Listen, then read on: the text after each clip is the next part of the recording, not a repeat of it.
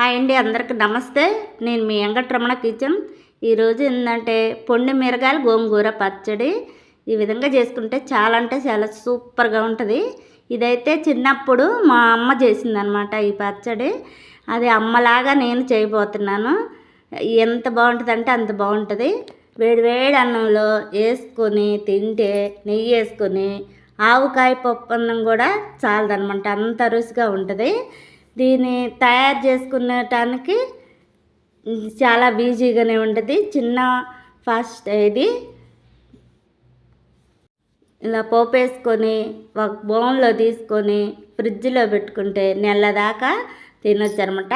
దీన్ని ఆలస్యం ఎందుకు, దీన్ని తయారు చేసుకునే విధానంలోకి వెళ్దాం. ఒక కట్ట మీడియం సైజు గోంగూర కట్ట తీసుకున్నాను. ఈ విధంగా తీసుకొని శుభ్రం కడుక్కొని ఒక చిన్న గిన్నెలో తీసుకొని నీళ్ళన్నీ ఒడిసిపోయినాక ఫ్యాన్ కింద క్లాత్ పరిచి ఈ విధంగా ఆరబెట్టుకొని తడి లేకుండా ఆరబెట్టుకోవాలి. ఆరబెట్టుకొని పక్కన పెట్టుకుందాం. దాంట్లోకి చిన్న కప్పు పచ్చడి అయితే తీసుకున్నాం.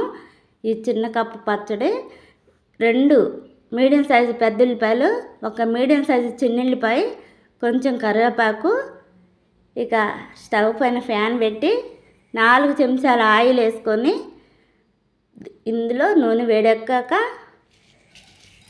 పోపు గింజలు వేసి 4 ఎండుమిర్చి ఈ విధంగా కట్ చేసుకొని వేసుకొని ఎల్లిపాయలు కూడా వేసేసుకొని మెంతులు, జీలకర్ర, ఆవాలు వేసి కొంచెం దోరగా ఎర్రగా వచ్చేంత వరకు ఫ్రై చేసుకొని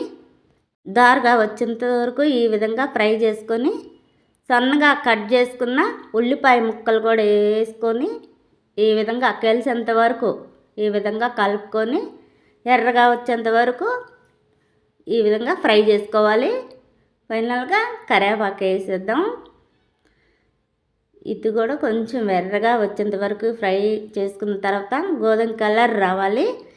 ఇక దీంట్లోనైతే గోంగూర వేసేద్దాం. నేనైతే మీడియం సైజు కొండ గోంగూర కట్ట తీసుకున్నాను. మీ ఇష్టం ఏదైనా తీసుకోవచ్చు, మామూలు గోంగూర అయినా. ఈ విధంగా వేసిన తర్వాత ఇది కూడా బాగా ఎర్రగా వచ్చేంత వరకు ఫ్రై చేసుకోవాలి.